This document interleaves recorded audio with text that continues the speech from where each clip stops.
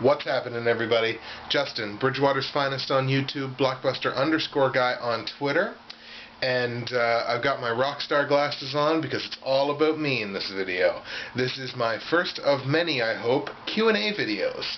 Now, I put the call out on YouTube, Facebook, and Twitter for some questions to ask me that I would then make a point of answering on video. The fact that there was no question that I wouldn't answer and all that good stuff actually got quite a bit of feedback. I picked out 5 questions completely at random, and I will first read off the question and then I will give you my answer to it. So this is Q&A video number 1. First question asked by Paul Elliott via Facebook. Does size really matter? I actually get asked this question more than you might think. Yeah, you know what? Size does matter. Size absolutely matters. But it seems like nowadays it's all about being smaller, but with bigger things. We want smaller waists, but we want bigger houses. We want smaller clothing, but we want bigger cocks. When really, we should be more realistic about what we do have, what most of us have anyways. Smaller bank accounts and bigger debt. So to answer your question, Paul, yes, absolutely, size does matter. Thank you very much for your question, of course. Question 2, and this was asked by Marlow Reeves via Facebook.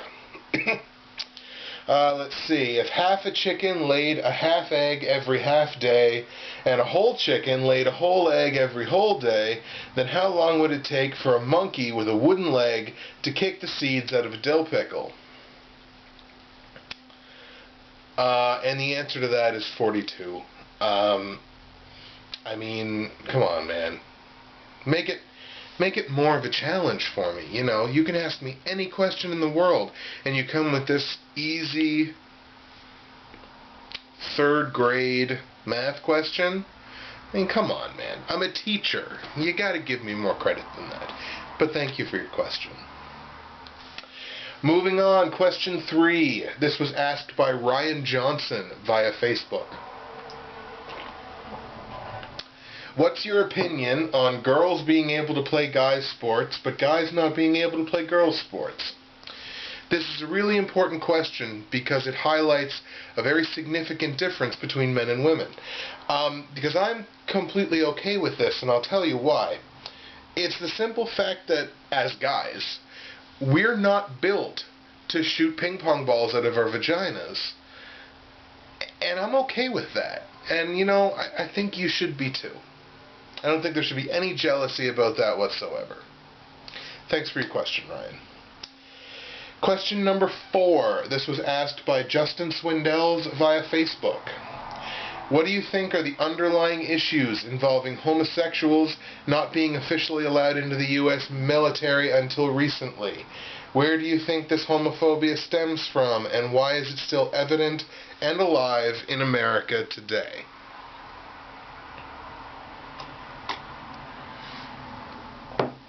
Justin getting into the essay questions here. From a military standpoint, I think it has something to do with men's asses and line of sight.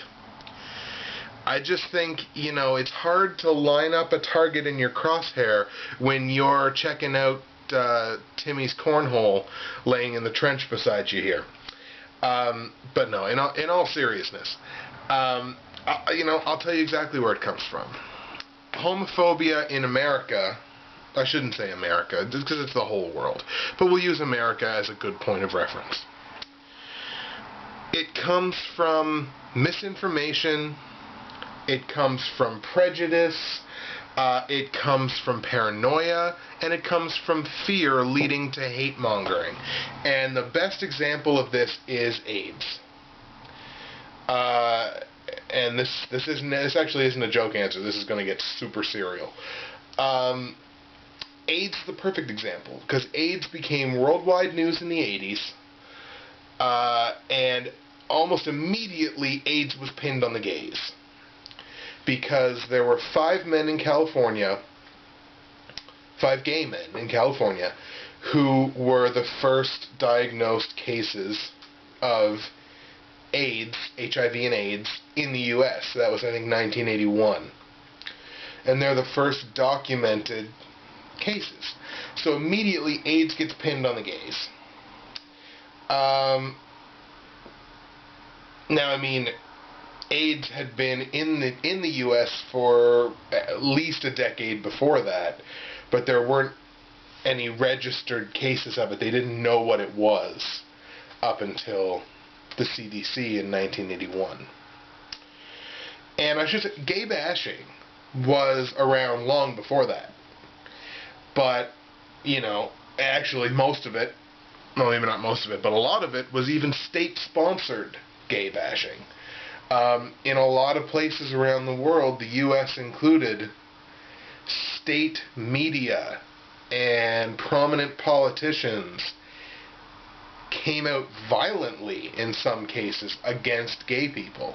And it wasn't just in Nazi Germany and all these extreme examples. It was in a lot of, not modern societies, but a lot of societies that were by no means, you know, totalitarian or whatever.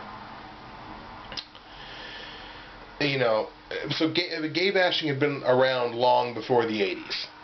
But now, these super straight, manly men and closeted bisexual men who didn't want their other manly men friends to know who they really were had a prime opportunity to, you know, really hone in on gay prejudice.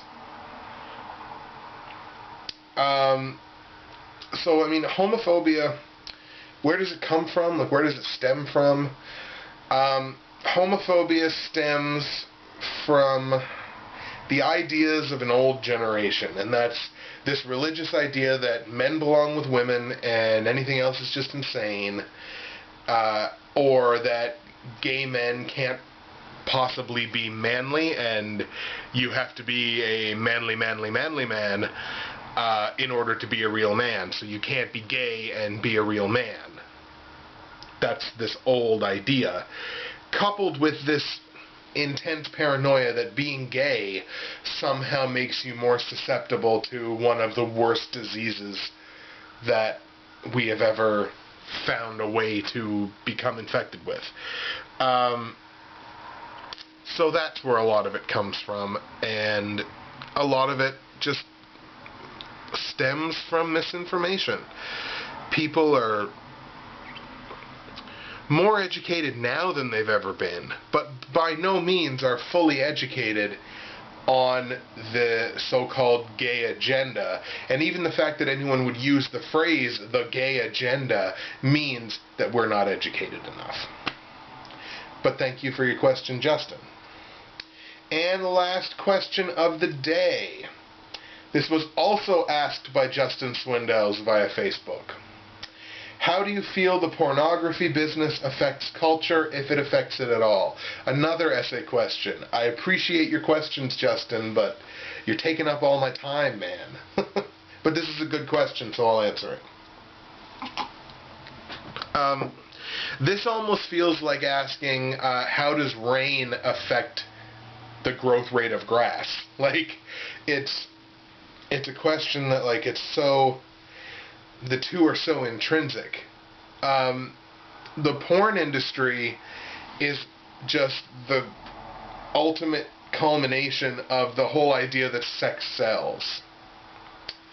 And sex sells is everywhere in our culture. It's in our entertainment, it's in our media, it's in our advertising, and it's got a tighter hold on the internet than I do on a part of my body while I'm watching porn on the internet.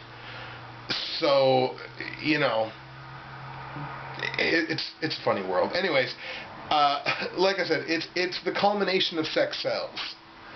And, you know, along with drugs, where I also generalize and put tobacco and alcohol in there as well, because they're the most prevalent and most accepted drugs in our society.